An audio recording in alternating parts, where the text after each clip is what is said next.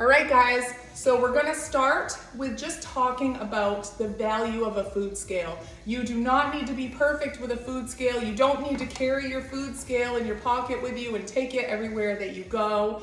We're not gonna be that obsessive. We're not gonna be obsessive at all. If you find yourself getting overly obsessive for even a second, stop what you're doing, put the food scale away, put the body scale away, and start just using those little bit betters, relax a little bit, and focus on eyeballing your portions if you can.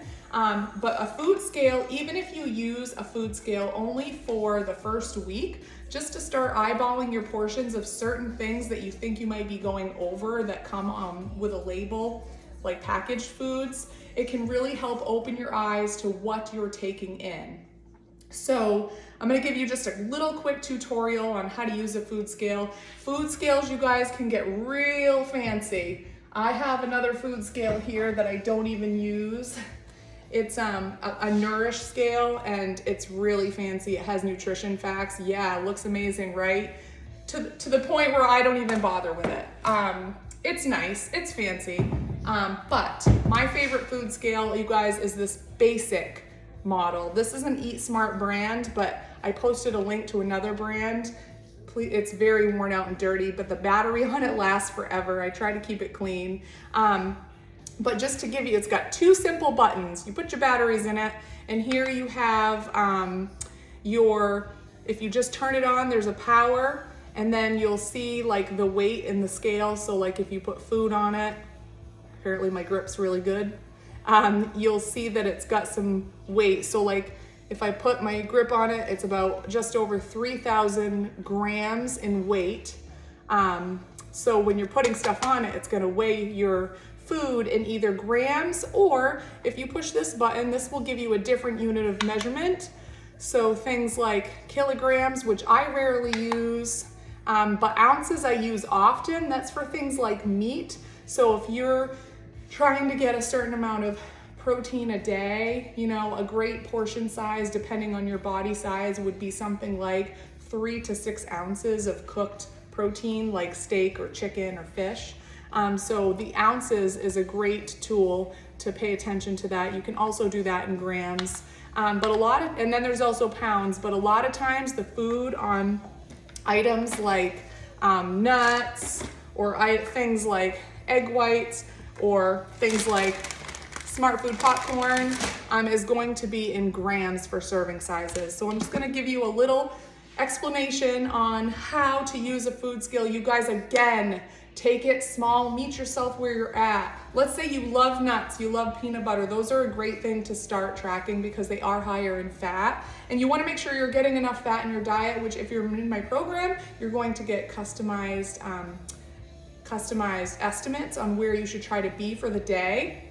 So paying attention to your portion sizes can really keep your daily calorie in check without dwelling on how many calories you're taking in and stressing about that. The other thing, the reason why I threw in the Smart Food, and I could throw in a million other things, there are going to be treats, right? There's going to be chips, there's going to be crackers, there's going to be baked goodies, there's going to be whatever there might be, there's gonna be candy. So what we're gonna try to do is pay attention to eating more whole foods, which I'll be talking about later, but you also wanna make sure you're making room for the things you love. There's no sense in doing something if you can't do it forever. Diets specifically are just so strict, and if you can't, a diet that doesn't bend is going to break, right? So we're going to give ourselves flexibility here with having the good foods and eating the good meals, but also, yeah, go to that party, enjoy yourself, have that cocktail, enjoy those cookies, have your grandmother's Thanksgiving pie. You can do all of that and still reach your goals and feel amazing. So that's where we're gonna go with that. So I just want to give you guys a quick tutorial. Let's say I just have a normal size bowl and I want a bowl of popcorn. Again, you don't have to do this. This is just giving you an idea of how to see what a portion size is. So if I were tracking my food, which I'm going to give you a tutorial on that within your coaching app, You might say you want popcorn and you're gonna track how much popcorn you're eating. Let's say you want 1 serving of popcorn. If you look on your label at the top, it's gonna say a serving size is about 28 grams in weight. So I have turned this on, I've turned it to grams, and I'm gonna pour out 28 grams. So that's 27, 28 grams. You can do 30, you can do 35, you can log whatever you want, but it's giving you an idea of what a portion size of Smart Food cheddar popcorn looks like, right? This is a great portion to enjoy versus sitting at the couch, watching Netflix, eating out of the giant party-sized bag of Smart Food popcorn, right? So you can still enjoy what you love, you guys, and you can still reach your goals by making it fit within your daily macro tracking targets, which you're going to get within the program. So again, the key to this is instead of shoveling it in your mouth, just enjoy it mindfully. One of the habits we're going to be working on is just eating slowly and mindfully over the entire course of the challenge. And then we have also nuts.